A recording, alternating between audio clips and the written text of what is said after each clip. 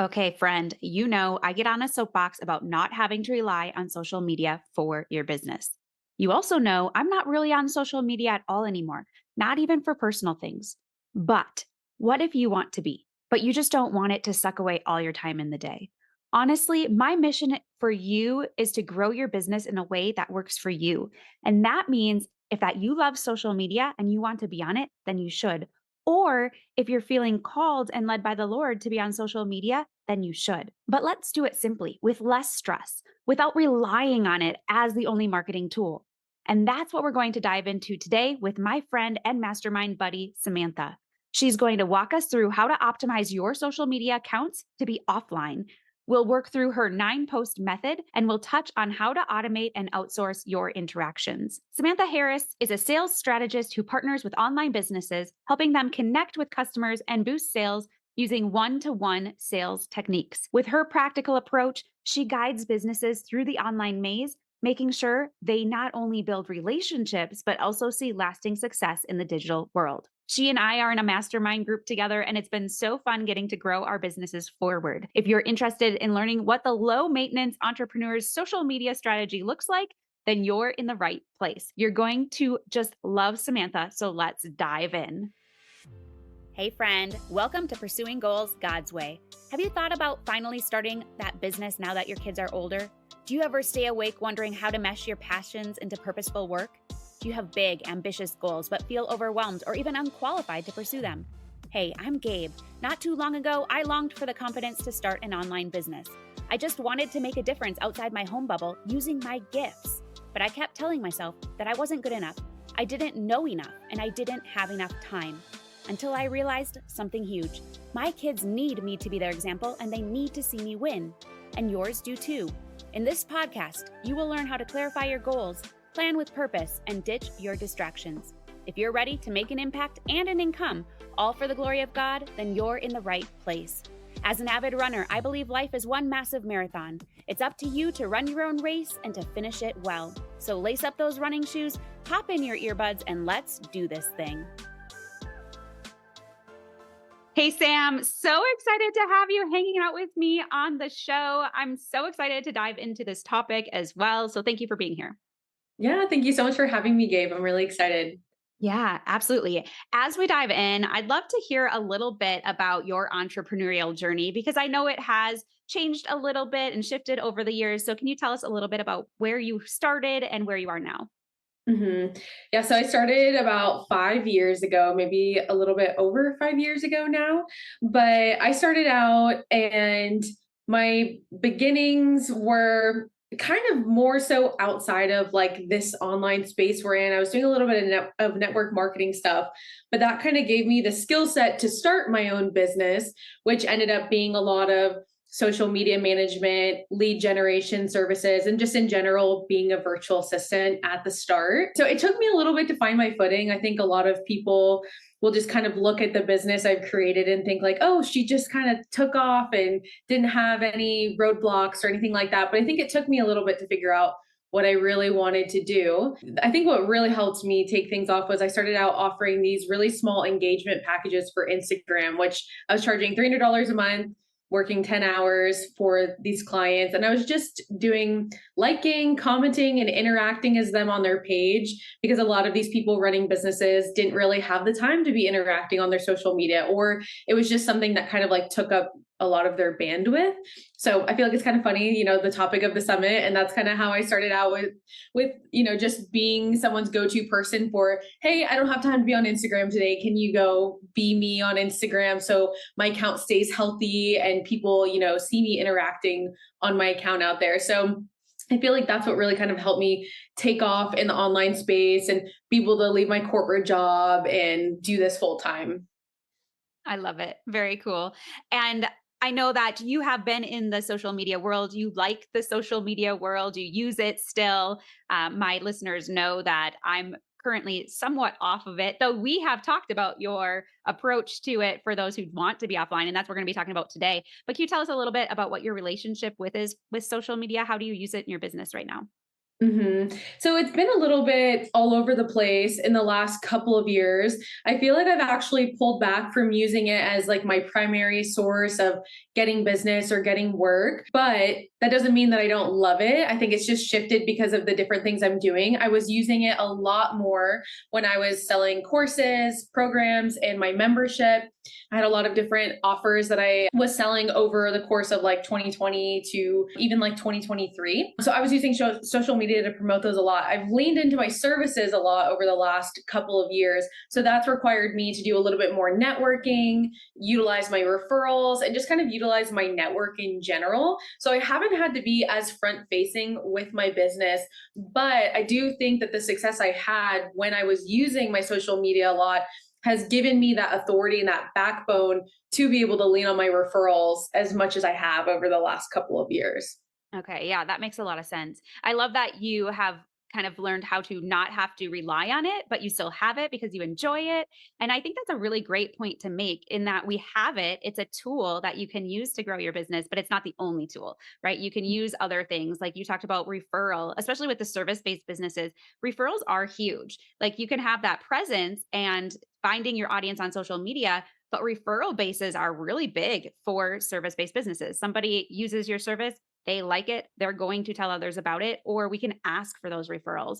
And so I just don't want people to overlook the power of that, the power of referrals, power of like networking in those ways, because it's really, really does work for building a business. So, thank you for sharing that and the relationship you've had with social media. We're going to talk a little bit about your newer podcast as well coming up. So, stay tuned. She's got some great wisdom and insight for you. So, I'm going to ask you a question, Sam, because as far as social media goes for me, I did use it a lot in the beginning of my business, but what I found is I really didn't get a lot of results. Maybe it's because I didn't use it the right way. Who knows? But I didn't get many clients from it. I didn't have a lot of sales from it. Like book sales was what I was doing in the beginning. And maybe I've had some people find me through there and purchase along the way, but I just knew it wasn't the lead generator for me. But one thing I wanted to know too is would it still make sense for me to do some of these things on social media to keep a presence and a visibility there? Yes, that would be my short answer. I think that there are a few key things that you need to do just to have some sort of presence there and to funnel people to where you want them to actually go. So I think that's something to keep top of mind is you don't have to be the most active person on social media. You don't have to have your stories up every day. It doesn't have to take up a big chunk of your month planning out content and strategy there if it doesn't make sense for you, but we'll want to make sure that it's there so at least people see, okay, Gabe is active across multiple platforms. It's a real business. You know, she has at least like domain on each social media platform, but we'll want to make sure that you're actually sending them to your podcast or to your newsletter or whatever free opt-ins that you have to actually collect that info. And so even if you're not posting every single day, maybe they can just scroll through the posts that you do have up and learn a little bit about you. I kind of look at Instagram being almost like a resume for some people who don't want to use it all the time. So, how can someone go and look at your Instagram account and take what they need within like a couple minutes? And if you think that way and you try and optimize your social media like that, I think it will benefit you. Just because I have clients who don't focus on Instagram doesn't mean that they're not getting followers and doesn't mean that people aren't paying attention. I see them gain followers from whether it be their YouTube channel or their podcast or even other joint venture things when they didn't even talk about any of those things today or in the last week or in the last month on their actual social media platform. So people are still looking around when they're checking for you and your credibility in whatever it is you're doing in your business and the online space. Yeah, that makes a lot of sense. And I do have a presence on social media because I still have a Facebook and Instagram account. I just don't use them. I don't post, I don't scroll, I don't do a lot of those things. You and I had a conversation at a business retreat a while back, actually, probably about a year ago already. And one of the things I said is, I don't want to do social media. I don't like it at all. I just don't want to keep up with it. And you had mentioned this nine post method, which is kind of like you were saying, kind of more of a calling card, just a way for people, if that's where they go to get their information or if that's where they go to connect, they can find you, but then know where to go, where you are present. And I loved the idea of that. And that's one of the reasons I wanted to bring you on, because I think it's so great for those of us who don't want to actually engage too much in social media, but we want to show up for those who are there. So let's dive into what that nine post method is and what it looks like. So, for people who are just being introduced to this, the 9 post method is essentially 9 posts that you'll put up on your Instagram where people can read through those 9 posts and they will pretty much learn everything that you want them to know about you. And the reason that there's nine is just because it completes a nice square on Instagram. You can make all the posts go together and it'll look in unison. So, you could probably do with less, you could do more, but I feel like nine is just like a nice look overall for the account and it makes it look finished. So the 9 post method also is a mix of regular posts, carousels, reels. It's really whatever you need it to be. And so it's customized to you and your business.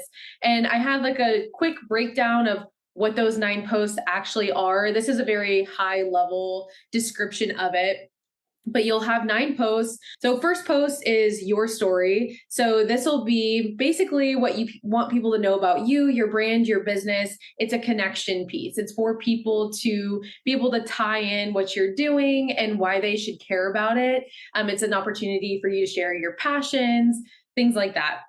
Post number two, and these can go in any order, to be honest, but this is just the list that I have written out.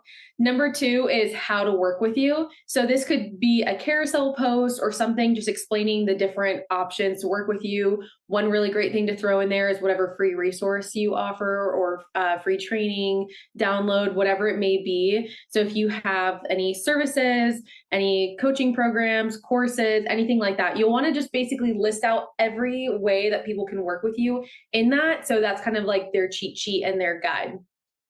Third post would be your beliefs about maybe some area of expertise that you have. So, like for Gabe, an example could be like my beliefs about social media or my beliefs about your faith in your business and how they go together.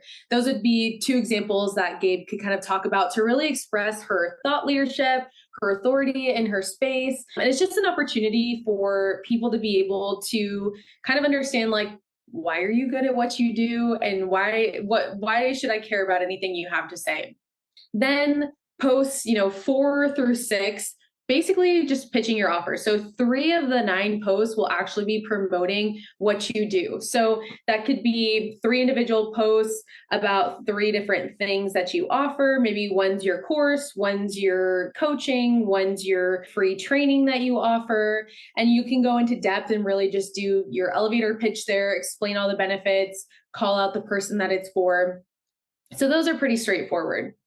Then getting into 7, that would just be any thought leadership post. It can really go a lot of different ways, but think about stuff that would really help frame you as an authority in your niche. Post number 8 would be testimonials, social proof, sharing why people work with you, why anyone should care, and what results you've gotten them. And then lastly, number 9 is one of my favorites. It's a humble brag post. It's an authority post. And you'll want this to be a story time. So maybe it's a story time of how you helped, someone go from one place to a transformation. Maybe it's a story time about yourself and what you've done in your business. Depending on what you offer, it could really be a lot of different things, but basically how you've been able to create any change or transformation through the work that you do. So that was a lot, but at a high level, that's what the 9 posts really are there. And then there's a few other things to kind of back it to in terms of how to leave your account. If you're just going to put these posts up and then get offline, or maybe you're just trying to do something low maintenance, there's other things you can do to really optimize your account. But like I was saying before, these posts can really be a resume for you to leave for people who are checking you out and trying to really learn a little bit about you and, just add to your credibility and your authority.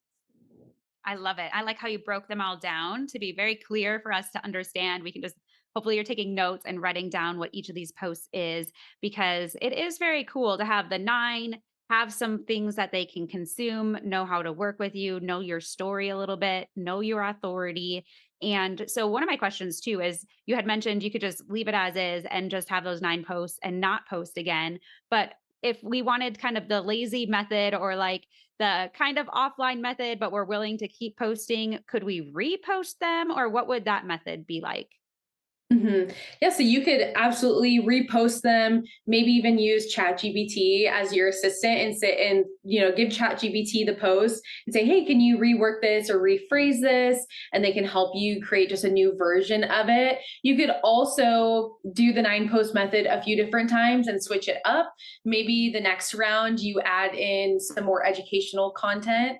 Maybe you want to focus your second round of 9 posts to be like really value driven and really educational for the person reading and maybe a little bit less promotional. And you can go back and forth between the set that I explained and that set. It really can be whatever you want it to be. And you can test out different variations with your audience. But definitely, like if you just want to keep recycling through the same 9 posts, you can do that and just switch up maybe the graphics a little bit or even just the order of it. I think that you can't really go wrong as long as something is there for people to read through. Yeah, that makes a lot of sense. And I would say the elephant in the room would be how long does it take to set this up? Because a lot of people just don't want to have to take the time. So, what would something like this, what kind of expense of time would we be looking at? Depending on how savvy you are with copywriting and graphics creation, or maybe you're even outsourcing part of this, I would say anywhere from 2 to 4 hours. I think for myself, someone who writes decently quickly, I'm really savvy with Canva. I could throw this all together within 2 hours and have it all laid out and scheduled. But maybe for someone who needs a little bit more time, it might take up to 4 hours. But really, it shouldn't take you very much time at all, as long as you're really clear on what you're offering and you have a good understanding of your business and the vision there. Okay, great. I love things that don't take a lot of time. Me Working too. smarter, right? Exactly. So, this is so great. I love hearing a little bit about this. And I know that you do have a free resource as well that listeners can download for your 9 post method. Can you tell us a little bit about that and where they can find it? Yep. So we'll have a link in the description, or Gabe will be able to give it to you. But basically, it'll be a workbook that'll help you actually start writing out your 9 posts. I'll give you the structure that I broke down in today's podcast.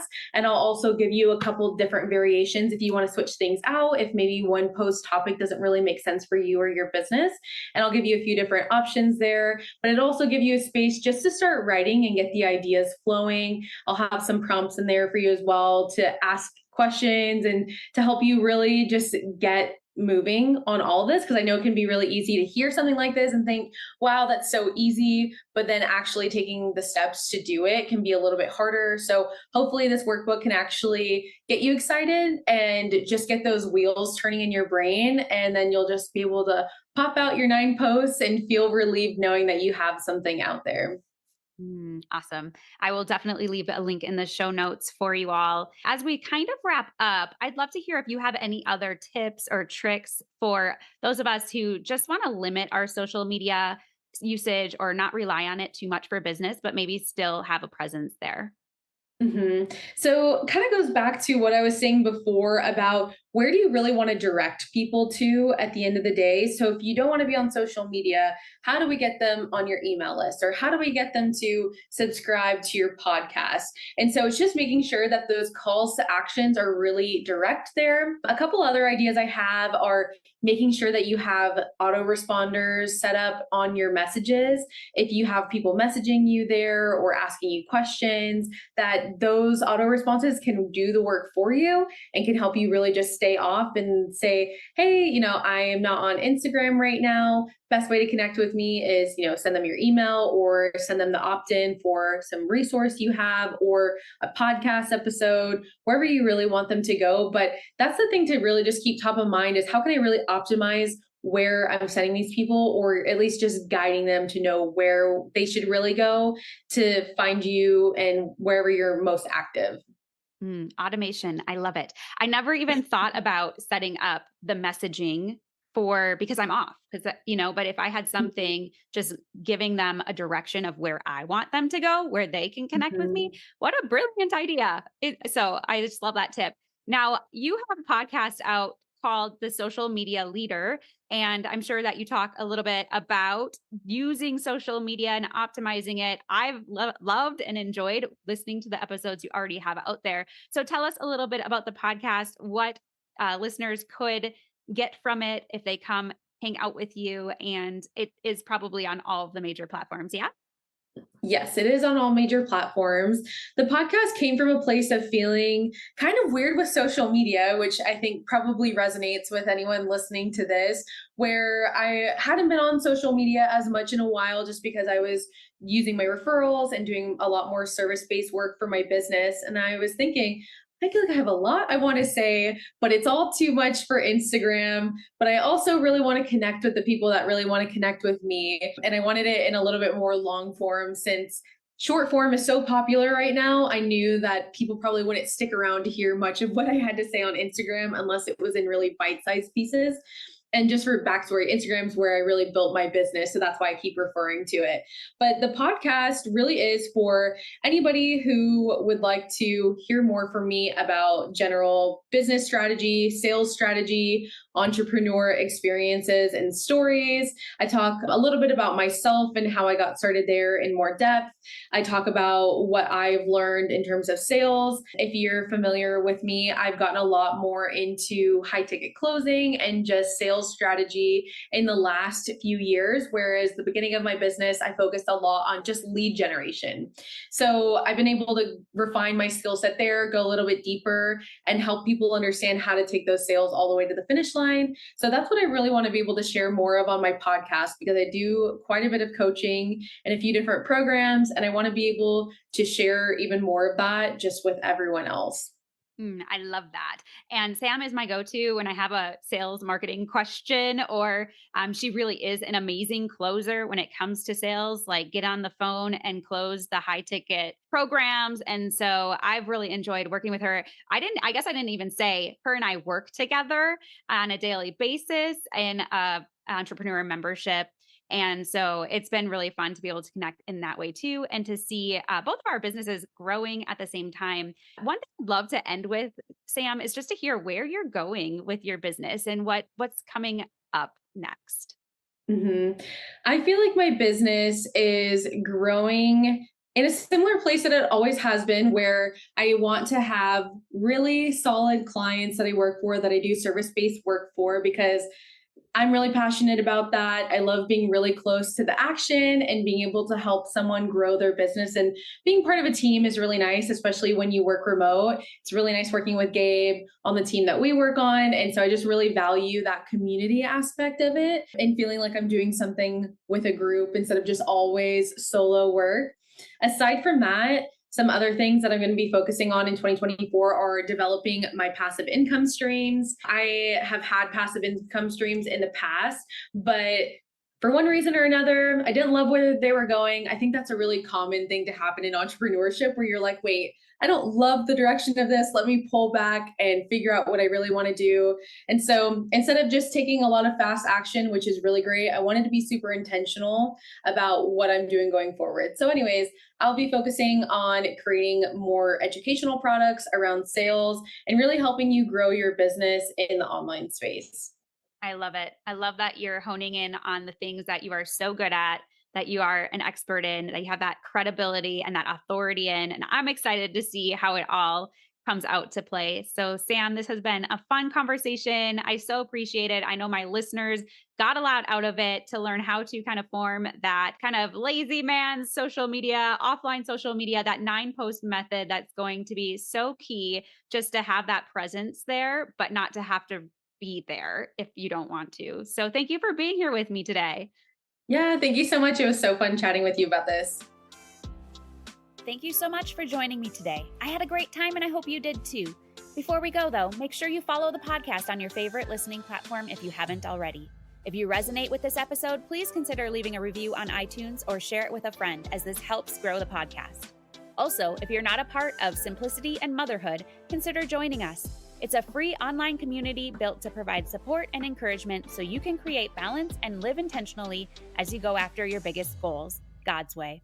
Head on over to redhotmindset.com for more resources and to find the link to join the community. In all things I pray, you just run your race. I believe in you.